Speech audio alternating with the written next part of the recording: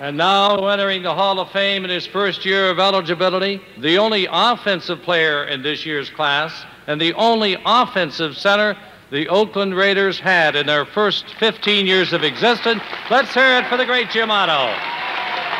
Jim Otto, first proud wearer of silver and black enshrined in the Hall of Fame, exemplifies the Raider organization's unyielding commitment to excellence. And now, number 16, George Blanda, is the second Raider so honored.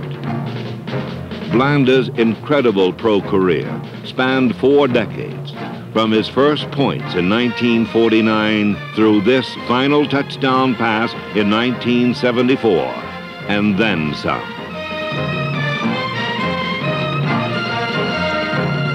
George Blanda helped these gallant Raiders set a standard of excellence that had the most dynamic impact on professional football and captured a nation's respect and admiration.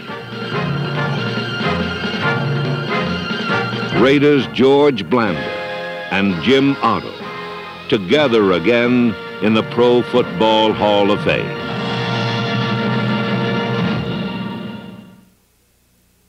The third challenging decade for pro football's winningest team opened in Kansas City, where brilliant head coach Tom Flores provided drive and direction. Bold trades and drafting paid off as 6 new starters contributed immediately. Bob Nelson, number 51, and rookie Matt Millen, number 55, along with former Jet Burgess Owens, number 44, played tough defense, while number 33, Kenny King, supplied offensive speed.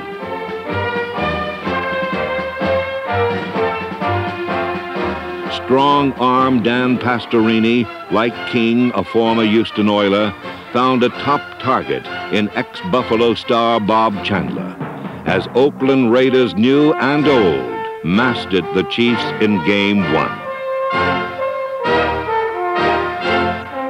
Game 2 showcased premier punter Ray Guy and special teams hitters like Jeff Barnes, Morris Bradshaw, Otis McKinney, and Captain Todd Christians.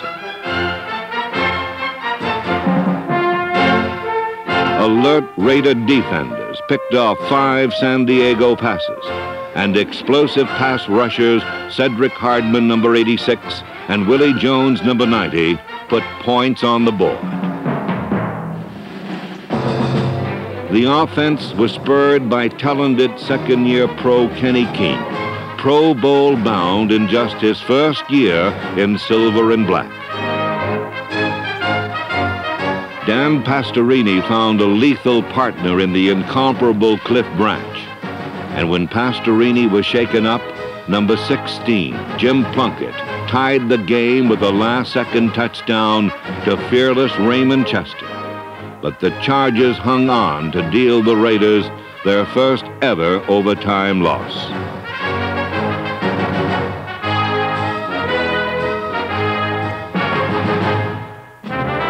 After 2 on the road, the Raiders opened at home against the Redskins, and Pastorini established air superiority with 2 scoring passes, one to number 87, Dave Casper. The Silver and Black controlled the action with 230 yards rushing, while tenacious team defense shut Washington down and recorded 5 sacks, including 3 by the dominating John Matuzak in a 24-21 Raider victory.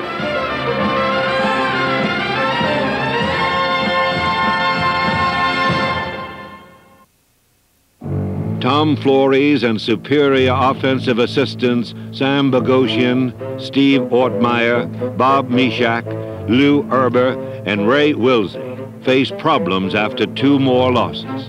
Dan Pastorini was sidelined with a broken leg, and field leadership passed to Jim Plunkett as the Raiders, now 2-3, face the first-place Chargers in Week 6. Number 30, Mark Van Egan, and speedster Cliff Branch, veterans of Raider teams judged among history's best, joined in a scoring avalanche. And number 6, gifted #1 draft choice Mark Wilson recorded his first completion. But the biggest play was a record run as described by KGO Raider Radio's Bill King. So Plunkett will try to get him rolling from the 11. Hand off to King, outside left tackle into the secondary, takes off the 15, the 20, at the foot race to the 30. Here comes Shaw, 40, 50. Shaw gets a piece of it, misses at the 20, to the 20, to the 10. Touchdown Raiders! Holy Toledo! The 89-yard run, longest in Raider history, pressured the Chargers, as did 3 sacks by Willie Jones, and a defense playing with controlled fury led by Millen, Browning, Matuzak, and Ted Hendricks, number 83.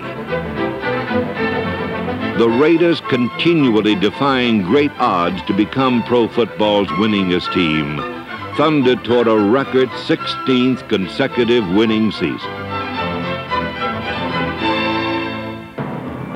From Pittsburgh, a nationwide Monday night audience saw the fierce Raiders rack up 5 more sacks against the defending world champion Steelers, while Willie Jones and Rod Martin, number 53, turned relentless defense into Oakland points.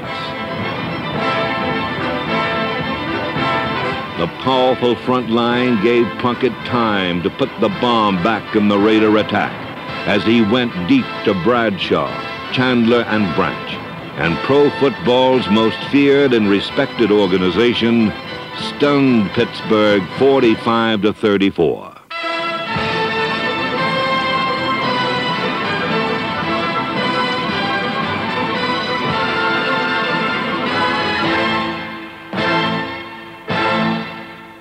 Innovative defensive coaches Earl Leggett, Willie Brown, Chet Franklin, and Charlie Sumner masterminded defenses for Seattle, which yielded 2 Lester Hayes interceptions, plus 6 sacks by an ominous, intimidating force in black.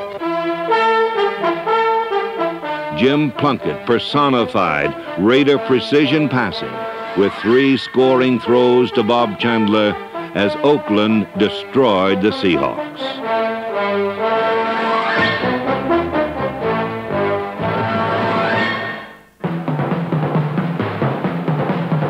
In Game 9, the Raiders dominated the Miami Dolphins as crafty veterans Raymond Chester and Bob Chandler scored the touchdowns.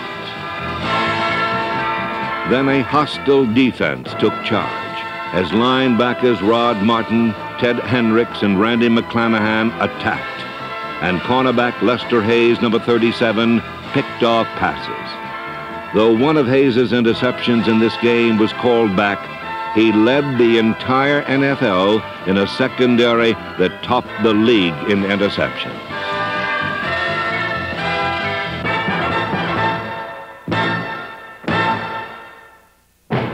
Spirited defense overpowered Cincinnati as one of 24 Raiders in only their first 4 pro seasons.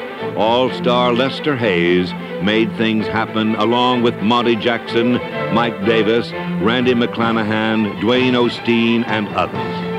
Pressure football, not percentage football, as Plunkett, behind Henry Lawrence, Mickey Marvin, and Steve Sylvester, went long to Rich Martini. But the game breaker with blocks by Derek Ramsey, Lindsey Mason, Mario Salato, Todd Christensen, and others was Arthur Whittington's 90-yard kickoff return, ensuring a 5th straight Raider win, 28-17. Week 11 found the Raiders in Seattle, where Arthur Whittington found a less direct route to the end zone. Crucial to this game were aggressive special teams, including Rich Martini, Keith Moody, and number 56, Jeff Barnes.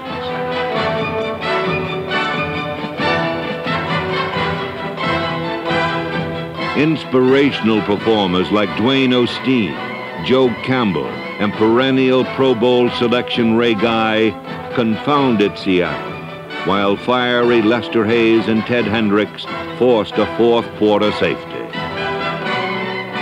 Talented tight end Derek Ramsey fought goalward and blockers like Derek Jensen and Bruce Davis fought off the Seahawks, while Chris Barr kicked a last-minute winning field goal.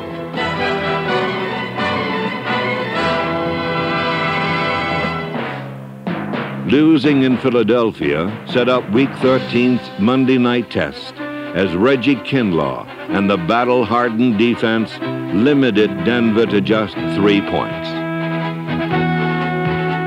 Superb plays such as an Ira Matthews punt return, interceptions by Osteen, Owens, and Hayes, and Plunkett's scoring run helped the Raiders conquer Denver to earn an all-time pro record 16th consecutive winning season and maintain their incredible Monday night record.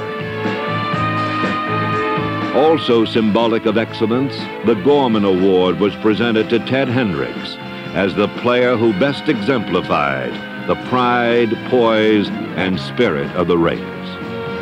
A loss to Dallas made remaining games must-wins as the Raiders drove for their 11th playoff season since 1967.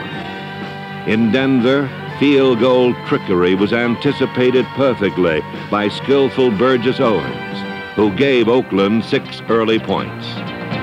Then Bob Chandler continued his wizardry with 2 more touchdowns as the Raiders prevailed 24-21. Another must-win in frigid Giant Stadium, where these Raiders, downgraded and criticized by skeptics early on, proved again that second effort is first nature for wearers of the famed silver and black. Turnovers became triumph, 33-17, as the Raiders scored in their 214th consecutive game, clinching a wild card playoff berth. The final touchdown came as an onside kick was alertly turned into 6 points by Derek Jensen. Since 1963, when Al Davis pledged to build the greatest organization in sports, Raider commitment to excellence has earned 9 division championships, an AFL championship, 2 AFC championships, and 2 world championships. Total domination of professional football in terms of consistent victory.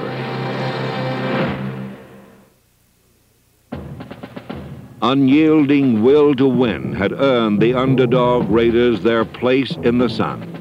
All were ready for the playoffs, from trainers George Anderson and Rod Martin to Captain Gene Upshaw. It all starts this week, one game, and one game. All you got to do is win. You lose, you go home. But we're going to the Super Bowl in 1908.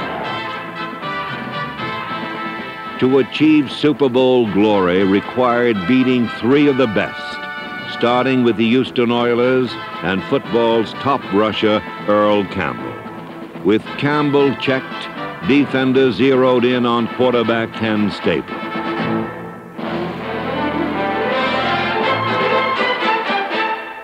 When Ted Hendricks was not snuffing the snake himself, he was springing teammate Mike Davis, who had 2 of Oakland's 7 sacks in an awesome display of control and confidence, design and execution. The Raiders unleashed their feared 5-man passing game as Mark Van Egan picked up a blitz and Jim Plunkett hit halfback Kenny King deep to set up a touchdown by Todd Christensen, one of 10 second-year pros on the Raiders squad. In the final quarter, Plunkett, behind Dolby, Upshaw, Artshell, and company, isolated halfback Arthur Whittington on a linebacker, and Houston Hopes tumbled. The crushing blow was administered by the defense, which draped Stabler in silver and black, while Lester Hayes went up for 1, then took off for 6. Over 3 decades, the names have changed, but Raider commitment to excellence has grown stronger, and Coach Tom Flores has continued to add to these years of greatness.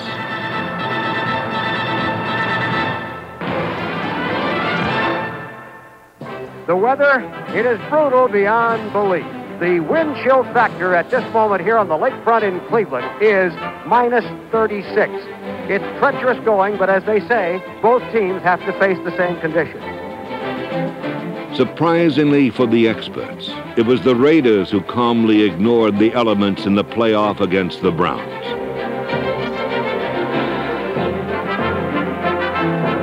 Quarterback Brian Sipe was cooled by defensive captain Ted Hendricks, Dave Browning, number 73, and the mind and muscle of Raider defense.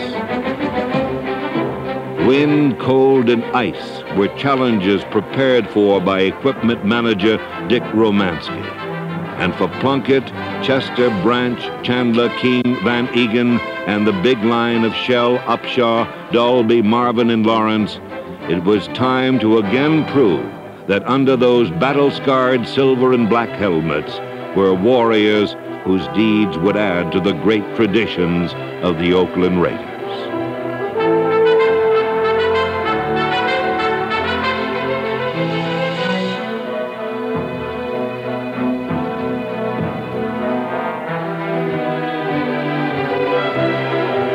Speed, drive, and contact courage by Kenny King gave the Raiders prime position, which Art Shell, Gene Upshaw, Dave Dalby, and the troops used to propel Mark Van Egan into the end zone for a go-ahead fourth quarter score. But in the final seconds, jubilation became concern. A scouting operation, Newsweek magazine, labeled one part fanaticism, one part CIA, and one part genius, had produced tough safety Mike Davis, who made the big play.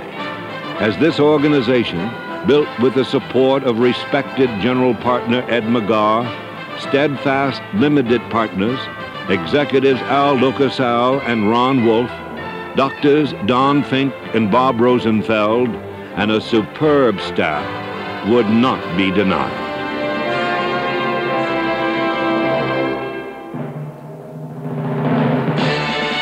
And so these remarkable Raiders, picked for last in the West, roared into hostile San Diego for the AFC Championship game.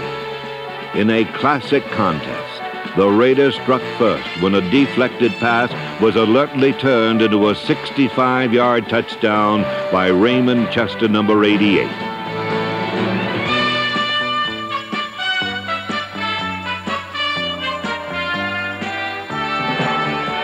Following a meticulously prepared game plan, Jim Plunkett rolled right and hit Cliff Branch to set up another score.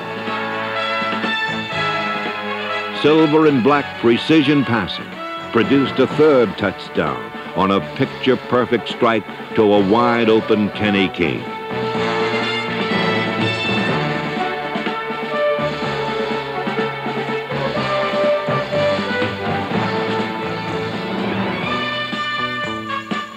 The offensive line and Derek Jensen blasted a runway for Mark Van Egan as the Raiders scored touchdown number 4.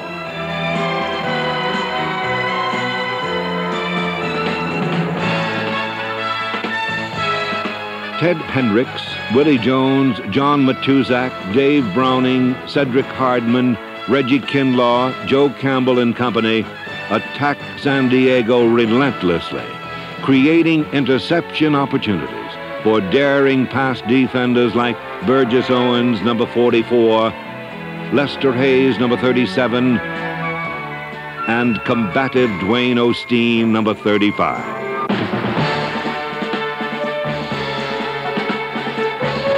Intense man-to-man coverage by Monty Jackson, number 42, and Otis McKinney, number 23, helped forge a silver and black shield against a celebrated passing attack.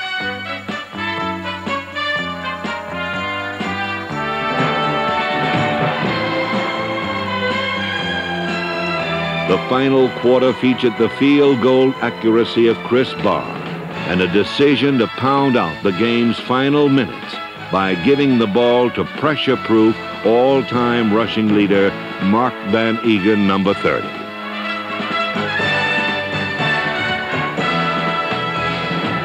is all over. The jubilation begins. The Raiders are bound for the Super Bowl for the third time, climaxing one of the great stories in football in recent years, the total resurgence of the silver and black. New Orleans, here come the Raiders.